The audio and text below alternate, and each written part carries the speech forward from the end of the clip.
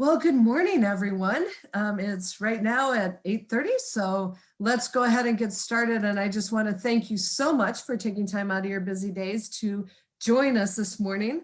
I'm Londa Dewey with the QTI group, and I am very excited to share the top trends from our 2022 QTI HR survey with you today. I am joined by four panelists: Melissa Garner, who's the Director of Talent Management at Madison Gas and Electric; Brenda Phoebus, who's the Chief Human Resources Officer of Wisconsin Foundation and Alumni Association; Tracy Schweitzer, who's the Enterprise Chief People Officer at American Family; and Tom Ward, who's the Human Resources Director at Quartz Health Solutions. You'll be hearing quite a bit from our panelists later on in the hour today. So today we will be sending you a copy of the results of our HR Trends Highlights Report. Actually, that'll come out in the next week. And in addition to that, we'll send you a link to this webinar so you'll have the slides as well as the recording.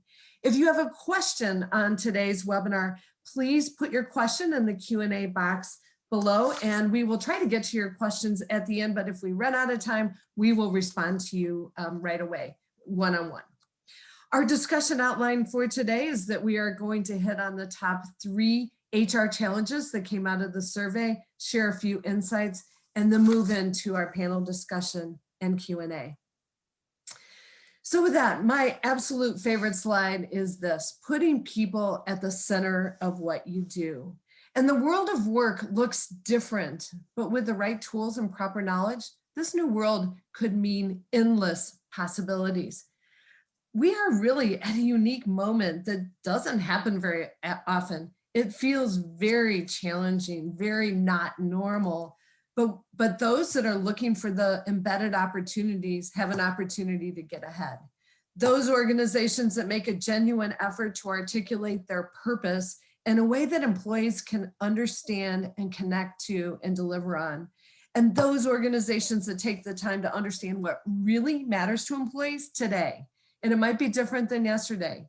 And really understanding with empathy, compassion, determination, and direction, those organizations will have an opportunity to and an edge in the race to retain, attract, and develop the talent that they want and need in a post-pandemic world.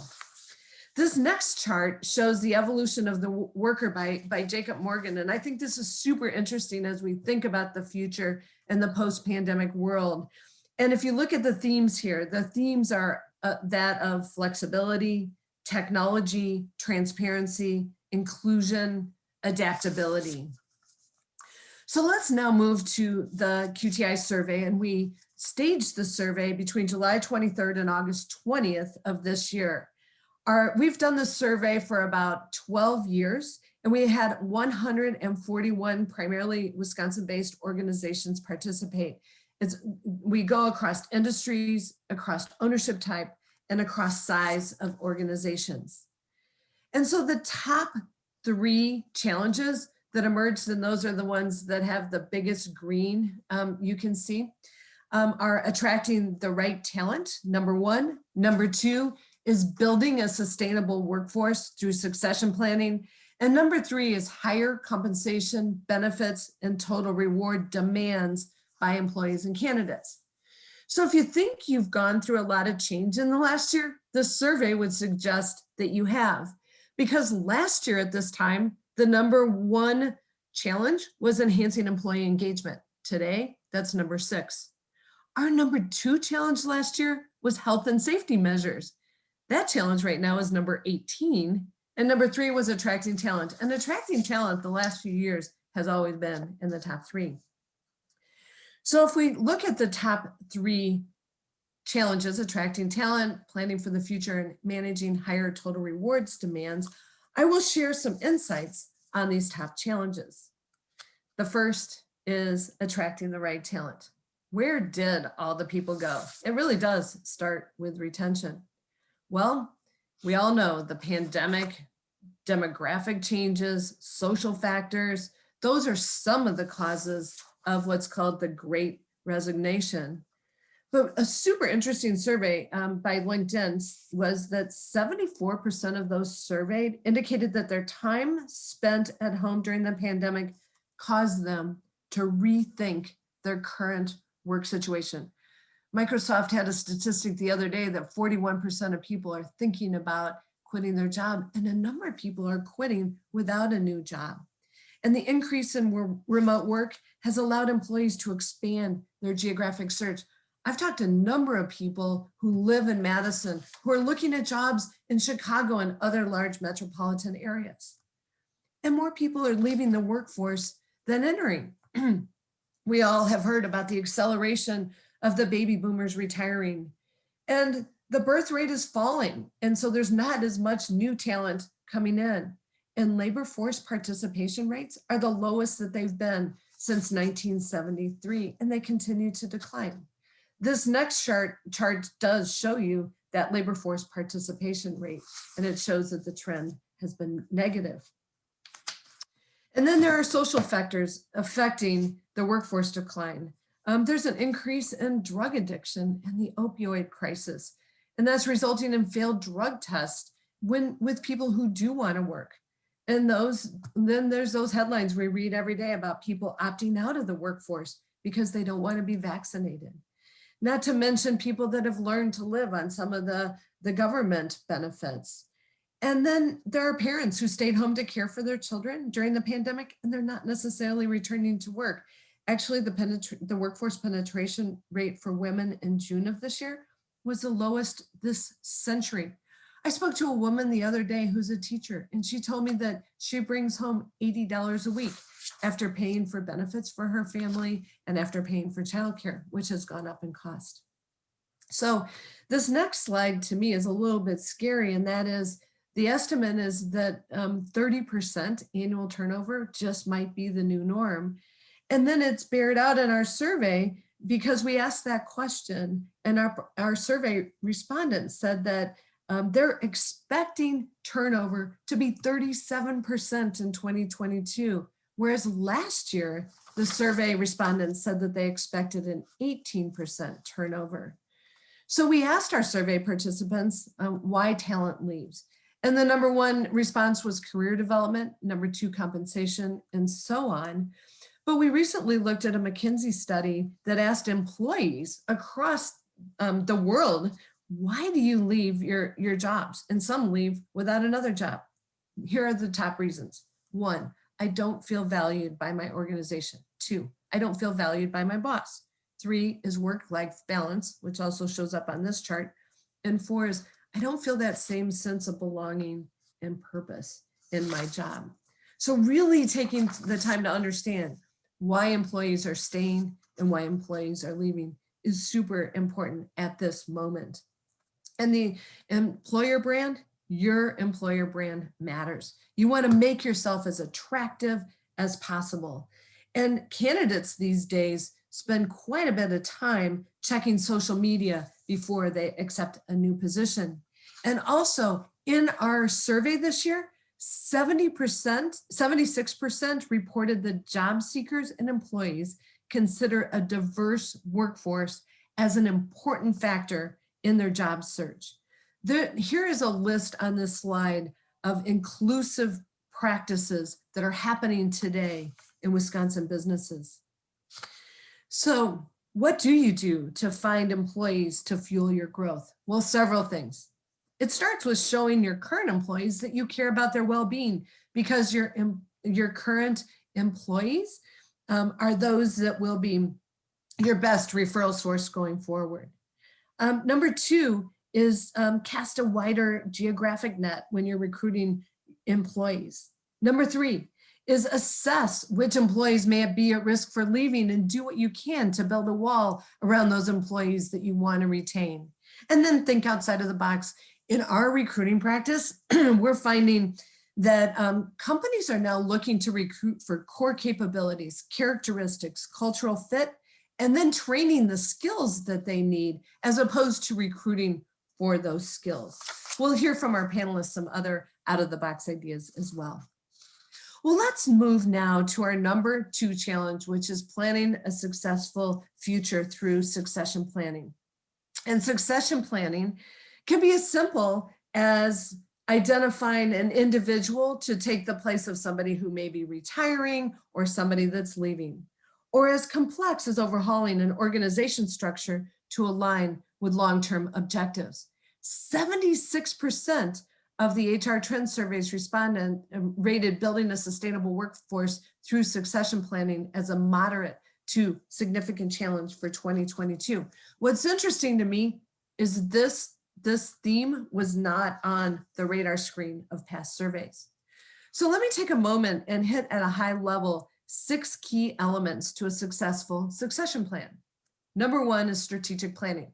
And that's important because succession planning is thinking about the future, not today, but the future. Where is your organization going in the future? And what kind of talent do you need to take you there? What are those capabilities? And what is the characteristics and the skills needed? Number 2, talent assessment. That's where you really gauge the talent that you have. Also looking at the bench strength. I really like doing a 9-box where you look at the performance and the potential of your leaders, as well as the people that report to your leaders, to really help to identify what is that future talent. And then recruiting. It's important to always recruit and develop a pipeline for those key roles and jobs, especially when you find gaps when you do the first 2 steps. And something that came up in our survey that was super interesting is 40% of organizations have changed where they search for talent, with a majority increasing their search radius. So in other words, people are looking at a geography differently than they did before with recruiting talent. Number 4, performance assessments. Give employees feedback. Let them know how they're doing. Let them know what they're doing well. And it's really a gift to employees if you share with them how they can improve. In our survey, we asked a question about how often organizations are providing feedback to their employees. And annual and continuous remain the top and most common performance feedback frequencies. It's amazing to me how many organizations do not formalize their employee feedback. And I'll tell you, there's some great software tools out there today that help to track that. Employees value that feedback. Number 5 is development. Each employee should have a development plan and a plan to progress. It should be customized to be able to progress in a way in which they want to progress. And I really subscribe to the 70-20-10 formula, which is 70% of development happens with experiences on the job, stretch assignments, 20% through exposure, such as collaborative projects, 10% through education and e-learning, and all of this is more effective with a great mentor and feedback as you go along the way. We asked our participants the question of how do you develop employees, and side projects, which is the 70%, or admission to industry conferences were the top 2 answers to that. And then number 6, it's all about retention and engagement. Retain those employees that are super important to your future, and think about the best way to retain them. Think about the best way to retain them and the ability to progress. 57% of organizations have a recognition program. And we know that recognition is important, but different people like different types of recognition and different approaches to recognition. So some are monetary and some are non-monetary. You should really ask your employees what they like. So the number 3 challenge that we're going to be talking about today is total rewards. The total rewards strategy of meeting the evolving needs of employees. 86% of survey respondents cited this as their top challenge. And it starts with really understanding the market. Local employers are now competing with national companies for talent. So think about that. Employers should reevaluate their pay structure to determine if adjustments are needed. We often see that our customers and companies are putting a raise pool in place, but they don't necessarily change their structure as well in terms of how they increase pay. So what we always recommend is today, and I'll give you a punchline ahead of time, is that the average pay increase of the companies in our survey is 3%. And we recommend that then the structure changes by 2% so that people can continue to evolve through that structure. If you look at the next page, geography differentials, 13% of our survey participants are putting a geographic differential pay policy in place. Some are looking at the place where employees' work is taking place, and some are looking at the place where employees live. And I'm seeing that the place where employees live is the top way in which employers are looking at pay differential. So what is that pay increase budget for 2021? I already mentioned it, it's 3%. And you might say, well, that's interesting because we all read the headlines about inflation. But also what's interesting is 21% of the respondents indicated that they weren't quite sure what the pay budget was. But last year, that number, that 21% was actually 34%. And then everybody came in at around 3%. But this next slide is super important, and that is that pay compression is a real thing. 53% of the organizations have experienced pay progression with new hires and existing employees, meaning that you need to pay more for a new employee than maybe your long-term loyal employee, or maybe it's too close for comfort. And 47% have addressed these inequities by granting pay increases. So we're seeing more companies saying we've got a 3% salary pool, but in addition to that, we are adjusting people's pay based upon some of the market conditions in this pay compression. So the last slide before we get to our panel is trending in benefit offerings. And 44% of organizations are planning to or already offering paid parental leave. 57% are offering telemedicine, and 62% of employers are seeing increased benefit costs, and 44% are sharing those costs with employees. We're getting more inquiries about benefits optimizations, where we help organizations do a survey of what do employees really care about with their benefits, and then you compare that to where you're investing your dollars, and we can typically help to increase employee satisfaction with benefits and decrease the cost by doing this, an analysis like that. So with that, again, we will be sharing these slides and this recording with everybody that is participating today through an email. And I'm really excited to reintroduce our panel, who then will share with us some insights. So let's start with the first question, and I'm going to start with Tracy. And the first question I'll ask you all to unmute is, and I'll ask all four of you the same question. We are all embracing flexibility in how and where our employees work. How are you defining the hybrid model, Tracy, at American Family?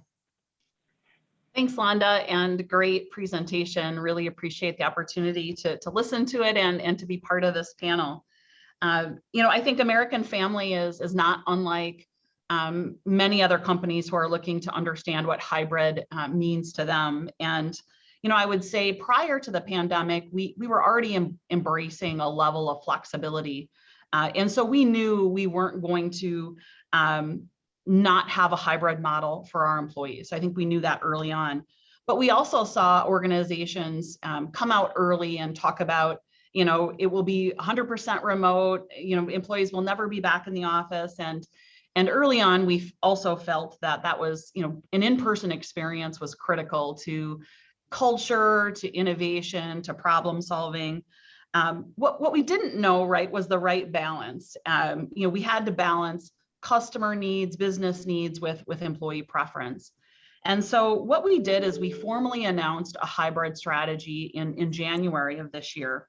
And then we spent most of 2021 experimenting with what that meant for our organization. So we started as early as February, and then we had a soft reopening by which more employees were invited back to the office, and then continued to experiment with what hybrid meant for us.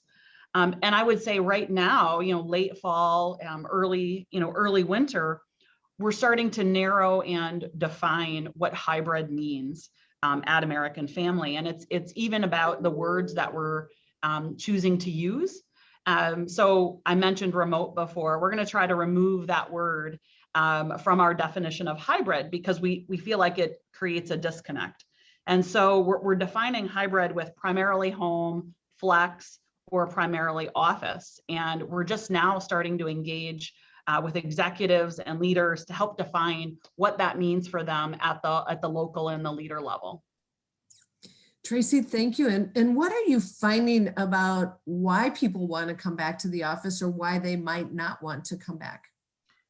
Yeah, it was a great learning early on, Londa, when we were doing some experimenting. You know, if an employee is going to take the effort to get up earlier and fully get ready to come into the office and commute into the office, when they come into the office, they have to have an experience that is not sitting on a Zoom meeting all day, right? And we learned that early on when we brought some employees back and they literally sat in their office or at a workstation and we're like, well, this, you know, what's the value here?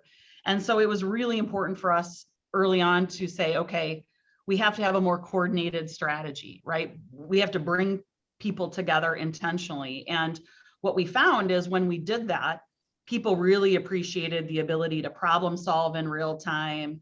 I can connect with people, have better development conversations. Earlier in projects, when you're in that sort of storming stage of your project, it was much more efficient to bring people together in person then. And so when we started creating some of those experiences, we saw a little bit of momentum of employees saying, oh, I want to be able to come into the office. I want to be able to connect with someone.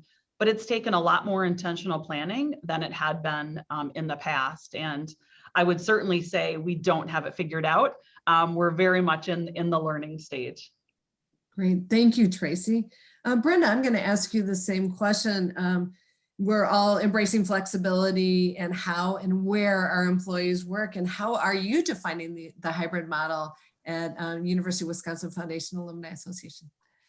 That's a great question. The first thing that I would say is we're a little over 300 people. So our scale is really different than what Tracy and American Family is dealing with, but we're having some of the same learnings and challenges. So we started out early. Fortunately, we were all well equipped, and the going remote, we literally did that within a day or two, like many of us. And surprisingly, with few bumps. We all knew reentry would be more difficult. But I think hybrid is the most complex environment coming out of this. And so what we really tried to do as a team is say, we're going to learn and we know it's going to change. So we didn't want to set up an expectation that what we do first is where we're going to land. And we've really set up those principles that we're open to new ideas. We're going to continue to seek input. Our business is a relationship business, so we build relationships with a lot of external constituents and campus. As campus returned in the fall, and it was really important to the chancellor and her leadership team to have all 47,000 students back on campus, we really felt it was important to have our team there as much as possible. So we did do a hybrid where we had hoped that folks would be in 2 to 3 days a week. Unfortunately for us, that happened right as Delta was peaking. And that presented a challenge. You know, the mask mandate was still in place. There was additional fear. There were children who were unvaccinated, you know, and there's that why that Tracy was talking about, right? Why am I here versus here? So what we did just recently is extended our full flexibility with hybrid through the end of the year and are going to reassess. I think of it, the way that I explain our hybrid policy right now is almost like our dress for your day policy, where you know your meetings, you know your schedules, wherever you need to best work to get that work done. We want you to do that right now. Surprisingly, most people are on the same schedule they were before, but it allows them a little more autonomy. And they seem to be very receptive to that approach. I like that connection to the dress for your day. That's a great idea. Can you talk a little bit more, Brenda, about what you're learning about when employees come in? Why are they coming in and why do they want to come in? They want to come in because they want to spend time with their colleagues. We actually like each other and we want to collaborate and we want that energy. Much to what Tracy said, when you come in, we want that to be a good experience. So it really is about being intentional. For example, our core HR team, everybody makes an effort to be in every Wednesday, and we look forward to the Wednesdays because we know they're all going to be there. In addition to that, new employees. About 20% of our workforce is new since the pandemic, and just making sure that those folks get to meet people in person and have a conversation at the water cooler is just really important to helping them feel welcome. That's great. Well, thank you very much. Melissa, do you want to describe how you're defining the hybrid model for Madison Gas and Electric? Yes, of course. And it's so interesting and refreshing to hear from Tracy and Brenda, a lot of the same challenges and thinking going in. So I'm glad to be here and discussing these things. We really started talking about and seeing this transition, I think like many of you, a number of months ago, and realizing that where we were before the pandemic was not where we were going to be in terms of work patterns after the pandemic. So we chose to take a bit of a step back and talk a lot about a set of guiding principles that would help us make decisions around kind of not only the design of the program, but then also in how would we communicate, the reason for those decisions and that design. So the two kind of driving things that we talked about is really our identity as your community energy company, and recognizing that as an essential services provider, not only are we heavily focused on the partnership with our community, but we also have about half of our workforce that has been working on site and not remote enabled since the beginning of the pandemic. So that presents its own set of unique challenges. And with that, recognizing that we really value being your community at work. So taking those two kind of strong values and meshing them together with things like balance and flexibility, a focus on safety, really wanting to be role and department focused. So how could we help individuals and groups work, in their best ways? And then understanding too that in some ways, while the pandemic has affected everybody, it has also been highly personal, in terms of the experience and what people have going on at home, and recognizing that we wanted to meet our employees where they were and really support them through their own journeys. So that being said, we determined that having and maintaining an office presence was going to be really important for us. We felt that it was a differentiator of where we are in our space. So wanted to continue to encourage that relationship and collaboration, whether that be internal or with our communities.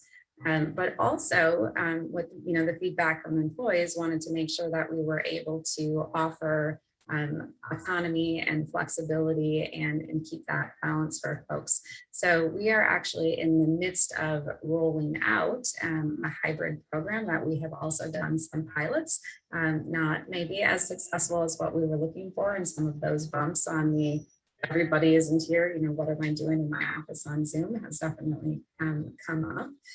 So we're in the midst of rolling out a program that we also recognize is probably a beginning and not an end.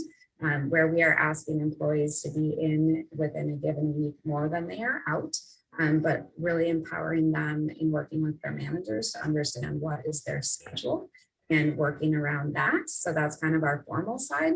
And then we're continuing to emphasize our informal, which is like, please just do what makes sense. So if you have appointments, if you have meetings on certain sides of towns, let's not be driving all around to get in our, for example, 3 days in the office.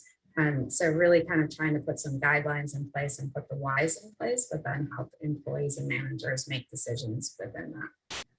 That's great, Melissa. Can you talk about what you're learning about why employees want to come in through your pilot programs? Yes. So like Tracy and Brenda talked about, a lot of wanting to collaborate with teams, and especially in different points of projects or around different work. So making sure that the whole team, is in order to do that. Others, it's really been more primarily social. So not even about that work collaboration, but just missing the relationships and the lunch and the kind of water cooler chatter. So, you know, as much as we've tried to do communities on different platforms, just kind of not the same as the, you know, all kind of fatigued with the video and the chat like that. So people coming in just to see folks, you know, they've been close to and worked with for a number of years. We also have, though, and this has been so interesting, it's, you know, think back to that concept of individuals, flip side of people really wanting a dedicated workspace for heads down focus. So it's like trying to balance those both and figure out how to support employees through that. Sounds like you're really meeting with your employees and understanding them and where they want to go and how to meet those needs. It is quite a journey. Well, Tom, I'm going to ask you the same question. That is, how are you defining the hybrid model for courts? Thank you, Londa. I'll start with pre-pandemic. We were at about 25% of remote or telecommuting workforce. So we had a bit of a head start in terms of policies and strategies for managing that. During I would say the middle, well, I shouldn't say middle, but 6 months into the pandemic, we surveyed our employees to see what's their intent when we can allow employees back in the office. And I should say only about 10% of our employees are back periodically in the office right now, much like the other panelists, kind of looking and seeing what are the next steps in terms of the pandemic. But we know that post-pandemic, you know, 50% of our workforce are going to be, you know, telecommuters. We've defined hybrid employees that are in the office 2 or less days per week, and then in office there's 3 or more days a week. And you know, our percentages, and it'll certainly change and evolve over time. And again, 50% telecommuter, 5% hybrid, and 45% in office. And of course, having that dedicated workspace is driving that hybrid definition, and we realize that at the end of the day. But really, we're also in the midst of deploying a hybrid leadership cohorts for our employees, and realizing that flexibility is here to stay. That's worked really well in how to effectively engage employees, you know, whether they're in the office, somewhere in between or remote, and just being flexible. We took a look at all of our internal policies, making sure they're as flexible as possible for meeting employees where they're at and what the new norm will be, and really shifting from more of that boss to coach in terms of our going from a performance management to a progress review. Part of that training is making sure those coaching conversations are happening in a mechanism and leadership accountability. Just some of the tactics to, if you have somebody in a conference room versus connecting remotely, engaging them on an equal basis. And much like the other organizations, I'm sure, we've onboarded employees. Even in February of 2020, we continued with onboarding new employees since then that have never set foot in the office. That was an instant change for us, and we're still navigating through engaging those new hires. Our orientation, we've certainly muddled through it in terms of a remote experience, but looking to continue to evolve that as we move forward. And really want to anticipate and focus on the well-being of employees and that work-life synergy, getting away from kind of that old work-life balance. It doesn't stop and end. It's all muddled together, and that's going to continue moving forward. Take that comment a little bit further. I love that work-life synergy. How are you defining that? How are you helping people to understand that? Just that parenting doesn't just start at the end of the day after the typical 9 to 5. It's happening during the day. There's more flexibility, appointments, people are kind of popping out, back in, becoming more flexible, and kind of supporting that well-being of the employee. That, you know, mental health is it's a problem across the nation, across our employee base, because it's been very, very stressful. Certainly, child care centers are not back up to where they were pre-pandemic. A lot of different stressors affecting our employee, and we want them functioning as well as they can, you know, holistically, and really managing through the personal and professional life together, and finding that balance, and really supporting that, and having the conversations of the whole self with our employees, leaders having them, rather than just being tactical and focusing on the projects that need to be brought to the finish line, et cetera. That's great. And then what are you learning about those that are coming into the office? Why do they want to be in the office? Yeah, I think people have different styles. There's some that just really want to get back to having that interaction. They focus better in the office. I choose to come to the office. I feel like I'm more effective. That's me. We have employees that feel like they can be more effective without the commute time. So really offering that flexibility. But I think that the 10% that have returned to the office are more of that. They feel like they can be more effective and maybe have a little bit more focus. And some employees may have more, disruptors at home than others. We want to allow them the ability to navigate through those in the short term, even as we're planning that full-scale return, likely in the early 2022. That's great. Well, thank you very much for sharing that. I know that when I've gone into the office, I feel like it's first day of school all over again. And there's that sense of excitement to go in. Brenda, we had a follow-up question with your comments, and that is that you were talking about comparing your policy to the dress for your day policy. Do you put any guardrails around that or guiding principles like Melissa was talking about around that? We do, in that you need to work with your supervisor to define what that looks like. For example, if the meeting that you normally have on campus, most people are in person, unless there's a real reason that you can't be there, we'd like you to try to be there as well. If it's a hybrid meeting, that has more flexibility. So really just understanding what you need to do to get the results in your position and working with your supervisor. We've erred on the side of flexibility, I'm sure, like all of us right now, and are going to continue to do that through the end of the year. We may have some additional guidance as we kind of move beyond the pandemic, but for right now, we've just chosen to leave that to the supervisor and the individual. Well, thank you very much. And thank you all for the answer to that question. And we're all learning as we go, and you're all being incredibly employee-centric and thoughtful, and at the same time thinking about the business needs. So that's very impressive. And Tom, we had a follow-up question for you related to the performance management process when people are remote, and you can talk about both performance management and maybe development.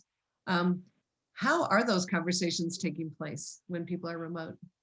Yeah, good question. We actually utilize Cornerstone as our learning management system. So we've kind of embedded in there so they can build over time through the year.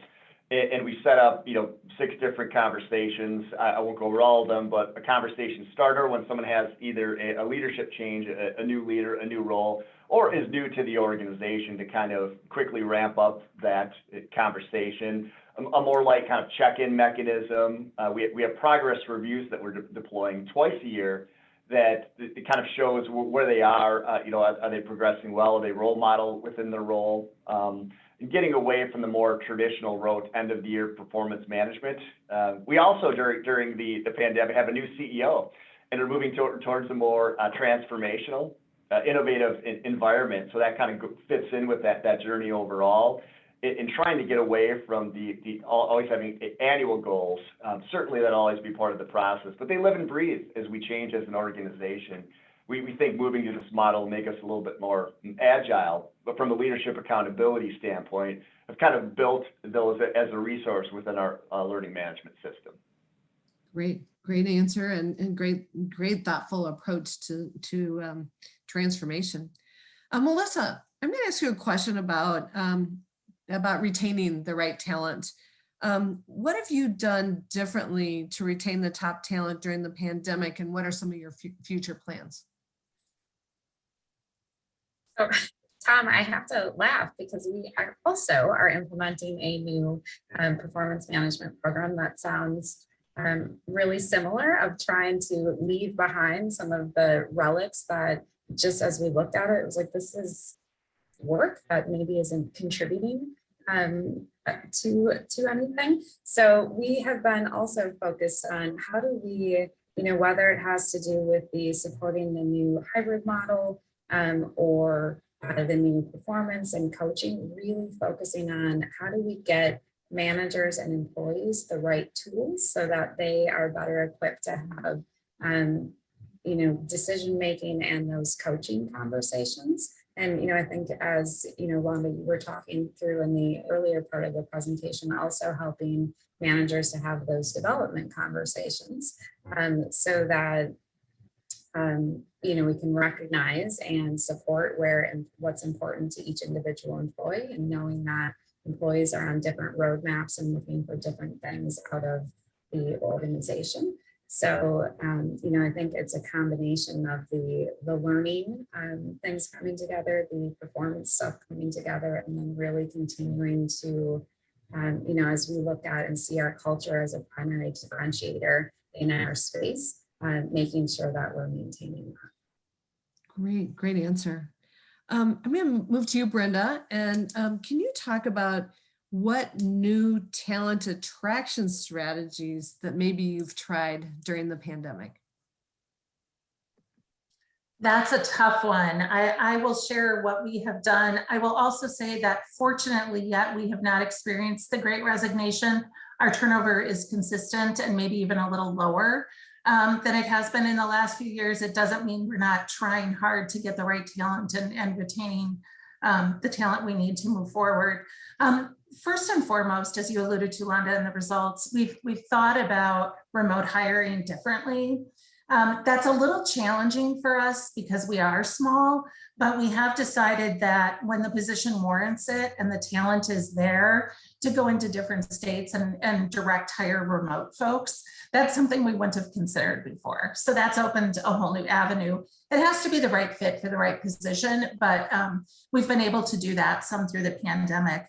And then we started this before the pandemic, but really wanted to start a pipeline of folks. We have great talent in our backyard in the UW and wanted to do a summer internship cohort because our business is advancement. So when you think about advancing the needs of the university, there's a lot of students and a lot of potential employees that don't understand what that is and that you can make a career out of fundraising and developing affinity with alums. So we really wanted to do that. So we did host our first ever internship cohort in the summer, which was a little challenging remotely because those college students really wanted that in-person interaction and mentoring. But we did retain 3 of those 10 and learned a lot through that process. So really building the pipeline in a different way. And then not quite attraction, but this will really burn you. We have a policy of, not a policy, a spirit of collaboration at our organization, right? And when we hear collaboration, we hear a lot of input, and I hear it takes a really long time and a lot of people. And we all know that speed is essential right now. So really working with our hiring managers to help them feel better about a decision earlier in the process and with fewer people involved in fewer steps, because we're going to lose those great candidates if we don't move on them more quickly. That's great. Tracy, I'm going to move to you. American Family has done an incredible job of creating an inclusive culture. Can you talk a little bit about what you've done to effectively advance diversity, equity, and inclusion? And if you wouldn't mind maybe talking a little bit about your attraction strategies as well. Sure. I would just echo the comments of the panelists. It's, the issues transcend size of company, industry. We're all facing the same thing. And so it feels good to hear what other folks are doing and to see how others are experiencing some of the similar things. I'll start maybe with the attraction component, Londa. The Great Resignation, can be a risk or it can be an opportunity, right? And we've looked at it as an opportunity in terms of, where can we open our talent pools and attract talent that maybe, previously we would have said had to relocate to a particular area or geography. And we've taken advantage of companies who have, said to their employees, you must be back in the office. And those employees are saying, I don't want to do that. And so we're creating flexibility and becoming an attractor by doing some of those things. As it relates to DE&I, and I would say the single most important thing that we've done is embedded DEI in our strategy. So we were built on a fundamental belief that diverse teams in an inclusive environment will outperform other teams and produce better business results. And tying that to our strategy and our business outcomes really ensures that DE&I becomes a part of everything that we do. We build transparency into not only representation at all levels, but into inclusion indexes, into engagement indexes, and then build programs and embed programs into not only our recruitment, but also retention strategies, into our business strategies. And then I would say round that out with some really good external facing strategies, which have been really, really key in attracting talent. In fact, I just had the opportunity to meet one of our new vice presidents in our marketing area who came to us from Nationwide, and she was really excited about, you know, our external view on DE&I. And so we found that has been a great attractor of talent. Well, great job, Tracy, especially connecting it to the strategy. I'm going to move now to compensation. And Tom, can you share with us how you have potentially, how your compensation and total rewards strategy might have changed since the start of COVID-19, and how do you see it continuing to advance in 2022? Yeah, great question.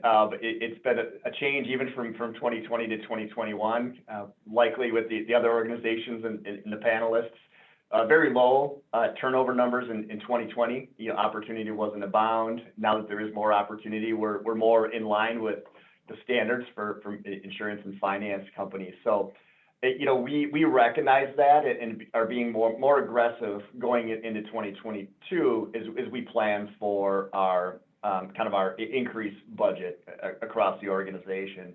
We've also deployed, starting in 2020, going into 2021, kind of what we call our career framework architecture, just kind of redefining and actually adding some levels, both in the individual contributor space, leadership space, and that admin support space, to be more intentional about kind of the next steps in developing employees. We know that the younger generations are really looking for that more definitive development plan and really defining across the levels, how am I operating across 10 dimensions in terms of impact on the business, knowledge, whether it be department or industry, is really helping the organization. And that kind of ties to our succession plan, or our talent pipeline, what we call it, is kind of in the 9 box. So being really intentional. And I think we've traditionally had, you know, compensation philosophy guidelines. We're still following those. We're being a little bit more aggressive in terms of a starting rate. I think we all can realize it's more competitive. Even passive candidates we reach out to have 2 or 3 potential options that they're navigating through. So being more agile in terms of dealing with some of those compression issues, also the internal equity, keeping an eye on that. So more shifting and agility during this year and planning for more of that in 2022 through that architecture. You know, we've like, I know lots of organizations have looked at our kind of minimum salary across the organization, or assessing moving that again in 2022. Obviously, there's a lot of that, and that goes, I think, impacts, of course, the compensation budget. And we're also, along with our progress review, getting away from our kind of that standard quadrant approach where employees are at in terms of their comp ratio, kind of more standardizing an increase, but then giving leaders more ability to reward employees. We're really bringing things to the finish line as well. So modifying our comp strategy moving forward. It's going to continue to evolve in 22, 23 and beyond. Wow, that's a lot. And great job with all of those things, and really just trying to meet people where they are. And one thing that you said that I just wanted to reinforce, because we're in the recruiting business, you talked about how you reach out to somebody and they might have 2 to 3 things that they're looking at. We are finding that many candidates have many opportunities, and the faster you can get from interview to offer, the better you are and the more opportunities you have. So I just wanted to reinforce that. But you brought up pay compression, and I talked about that as well. And Tracy, could you make a comment? Do you experience pay progression and pay compression? And tell us what are some of your strategies around that? Yeah, we've, I think like many others have, experienced situations where employees are receiving very, very large offers. And, what we found is those unicorn offers are going to happen, and we need to take a step back and take a holistic view, and not deviate and go to the extreme, because ultimately we have to sit back and say, what's the value of the salary that we're looking to extend someone? And so we've adopted that principle both, when employees are leaving, and if you think about, counter offering, but also as we recruit candidates, we do so in mind of, what is the value that we're getting from this particular candidate and skill set, and how much are we willing to pay for it? Not now, but also in the future. And so it certainly is something that we pay attention to, but try to have a balanced approach so that we don't have situations where employees feel that they have to leave the organization in order to have advancement, pay advancement opportunities. That's great. Well, I'm going to move to our final question, and I want to just share with you a couple questions that have come up from the crowd, so maybe you can incorporate this into your final question. My final question is, what is the top advice you would give an HR leader as they plan for 2022? And a couple of the questions that have come up was, one is, for those companies that are moving to full scale return, what does that look like? And then a question, Melissa, for you to think about as you're responding is, for those that are going to stay in a hybrid, how do you make it fair, and how do you deal with that? So I'm going to start with, what is your top advice for 2022? And Tracy, would you like to start? Sorry about that, trying to get off mute. Absolutely. I do just want to comment, there was a question in the panel about managers may be pushing back on, I don't think my employee is as productive at home, or something to that effect. And, we had that early on as well, and it still persists in some aspects. But from an HR standpoint, our response has always been, well, how did you measure productivity prior to the pandemic, and how are you measuring it now? And almost in all cases, that shuts down that feeling of, I'm just pretty sure my employee isn't as productive as they were. So that's been an effective strategy with those types of leaders. Advice into 2022, I'm looking forward to everyone's response here. But, we're going to follow principles related to, experiment, be ready to, pivot, learn, and don't chase a particular trend, right? Be intentional about the organization that you want to be and the value proposition that you're setting up for your employees, and then intentionally, learn and experiment towards that. And then just be transparent with your employees. Like so many of my peers have talked about, we have never experienced this either. Never did I feel like I would be leading through a pandemic and, being distracted by the fact that the OSHA requirements just came out right now, right? We're all focusing on things that we haven't before. And, we found when we're just transparent with our employees that we're learning, that it's been really, really easy to make changes or easier to make changes and pivot as we learn. That's great. Thank you very much. And I did notice that too, that the OSHA requirements, I'm interested to see what they are. So thank you very much. Brenda, would you like to respond to the question of what top advice you would give to an HR leader as they plan for 2022? Sure. I would say first and foremost, we need to take a little time to reset ourselves. And I think we can all agree that this last 18, 20 months has been a time like no other. And I describe it to my boss as, I feel like I ran a marathon at a sprint pace, and I can't do that forever. So I think out of protection for ourselves and our teams, and to be the best that we can be for our organizations, we really got to take a little bit of a time out and do a little bit of a reset. And that's what I'm hoping to do with my team here in the next month, because I think we need to be, as Tracy said, very intentional about what we do next. It's very easy when another leader or someone tries to bring a new idea, a new concept, a flavor, a trend. Why aren't we doing this? Why aren't we? And we have to think about what are those guiding principles? What are the core fundamentals of our strategy? What is our business? What do our people expect? And then how can we deliver that? So my advice is really to prioritize and make sure that we don't overcommit, which I say very easily, and we all know is very difficult to do. But really trying to think about that bandwidth that we have organizationally and within HR. I typically, when I'm planning, fill that about 70% and then think there's about 30% that'll come in and we'll just deal with. I'm really telling my team, I think it has to be less than 50 this year.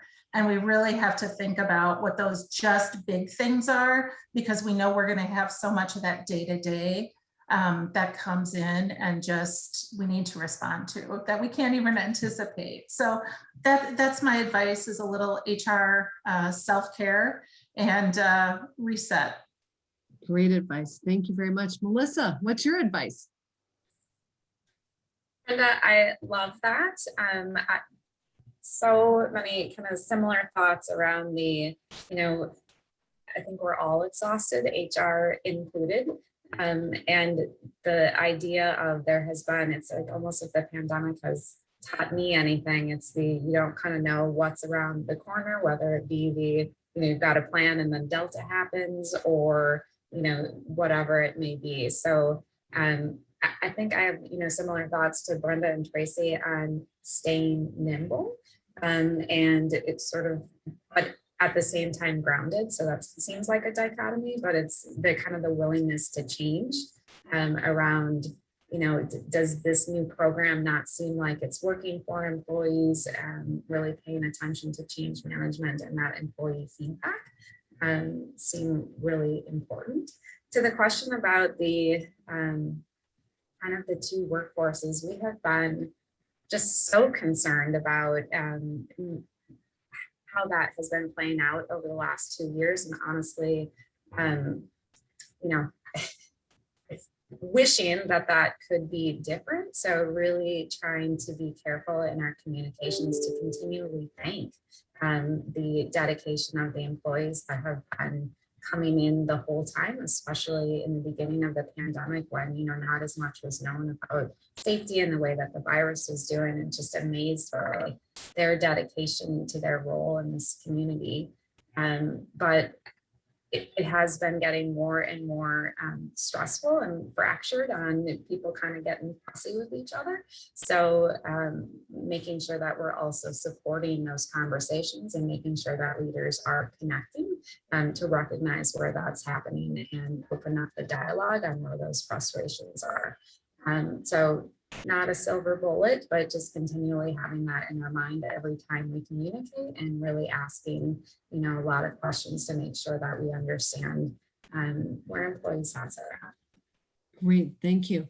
And Tom, we'll give you the final word. What advice are you giving to HR leaders as they plan for 2022? Yeah, much like Brenda alluded to, take a deep breath. It's been a marathon. Even now, hearing that the OSHA rule, I'm like, okay, my mind's racing in terms of next steps, finalizing that process. But I think understanding that there's fatigue across the organization, and particularly with leaders, and trying to give them whatever toolkits we can to effectively lead in what the new norm will be in moving forward. And I think looking at historical policies and procedures, metrics, everything with a new view, did they fit what it will be? Are they unnecessarily restrictive with where we want to take the organization? And I think communicate and over communicate. We've taken that philosophy since the pandemic. This is what we know. This is what we don't know. This is what you can expect moving forward.